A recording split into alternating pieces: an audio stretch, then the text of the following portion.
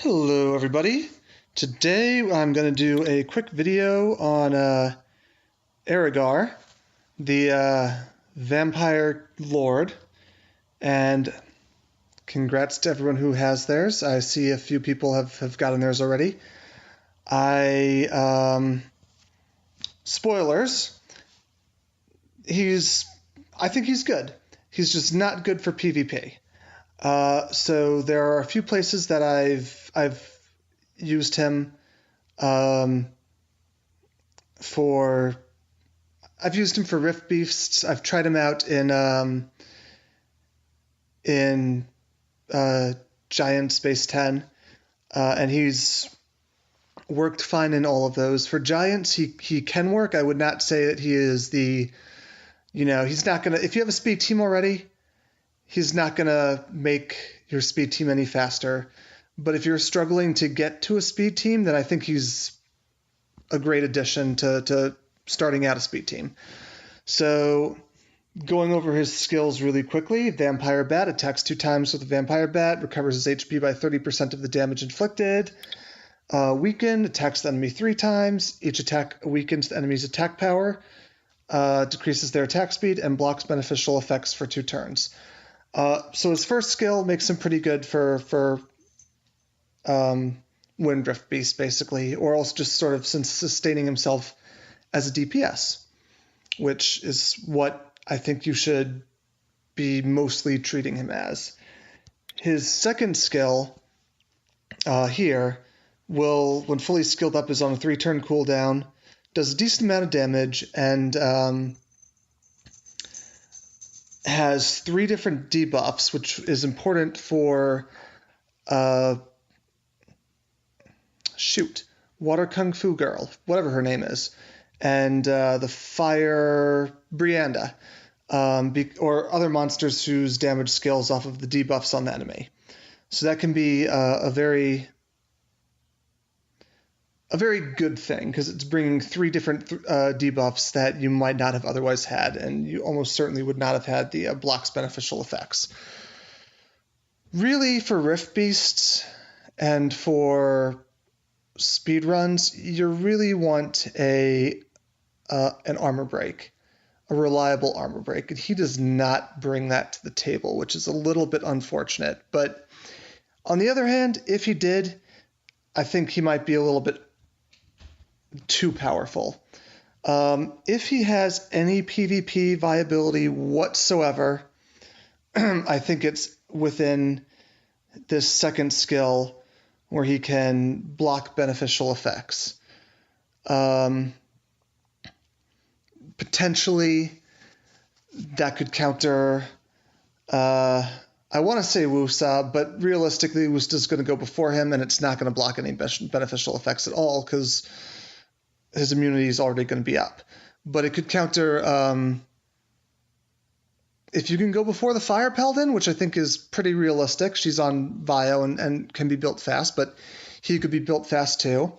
If he can go before the Fire Paladin, he could block the beneficial effects going on to the Fire Paladin.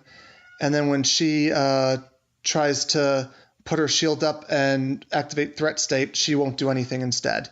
And when she attacks and tries to get her immunity, she won't get that immunity.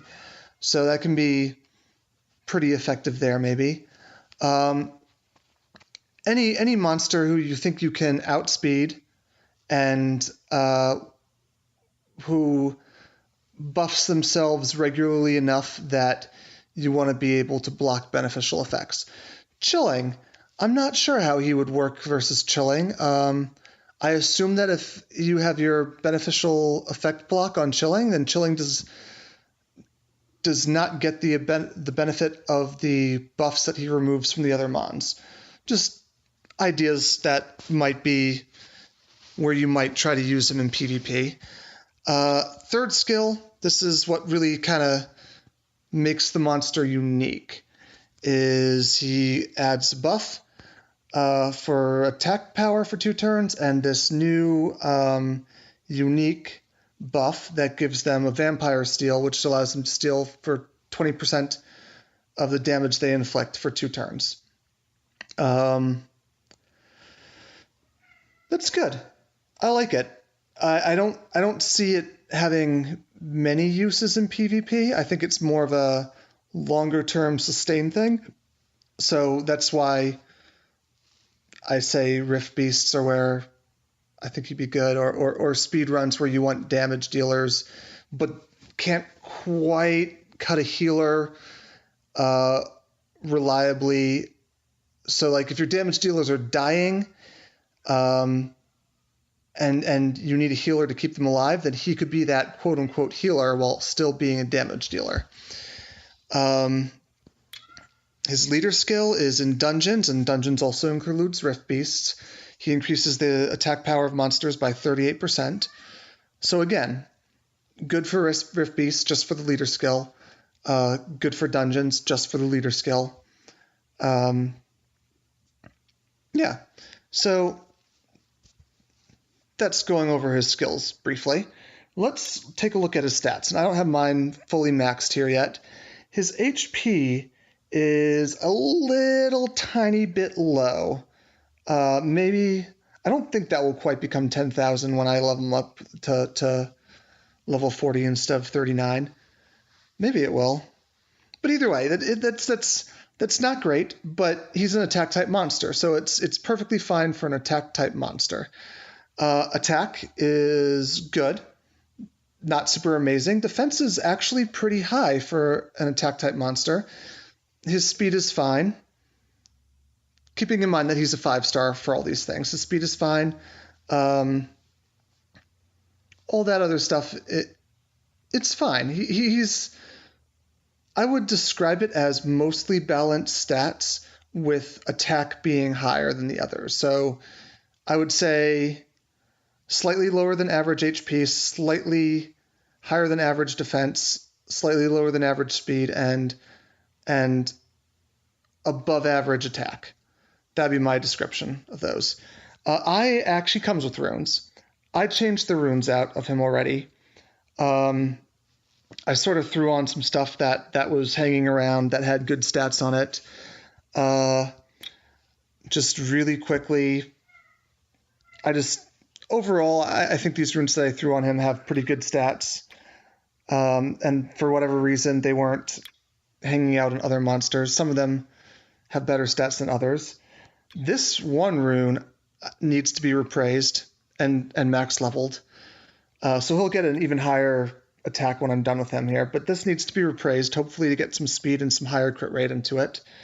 I'm not repraising it at the moment because all of my appraisal stones are being focused on Swift runes, because I'm really, really, really trying to get a good set of Swift runes going.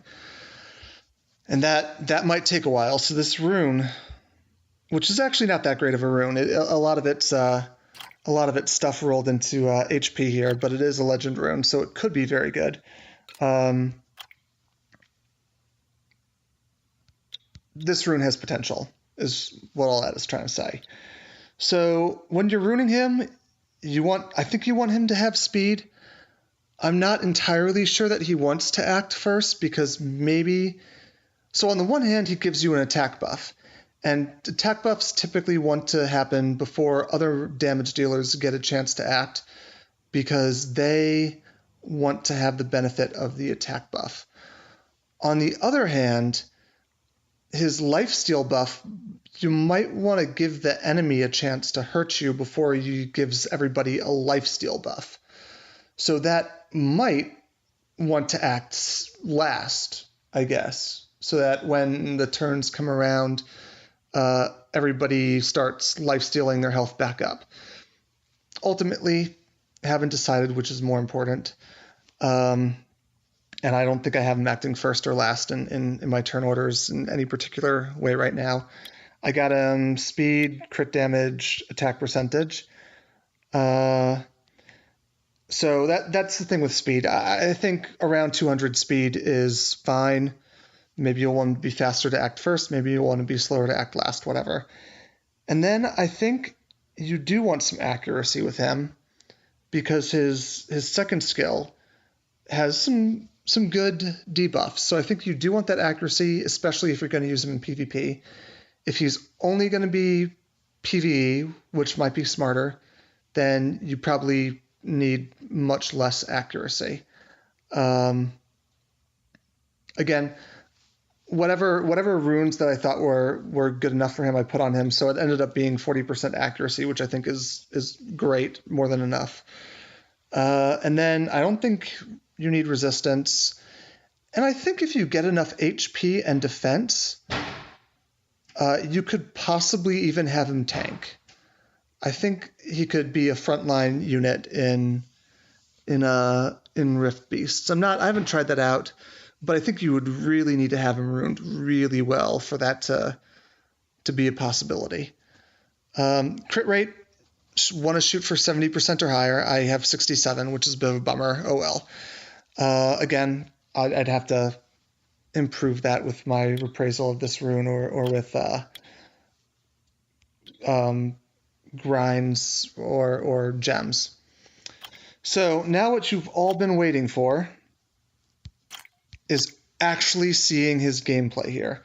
We're going to start him off on the Wind Rift because that's where he's been talked about the most. I'm going to stop the video here and just make a few different videos.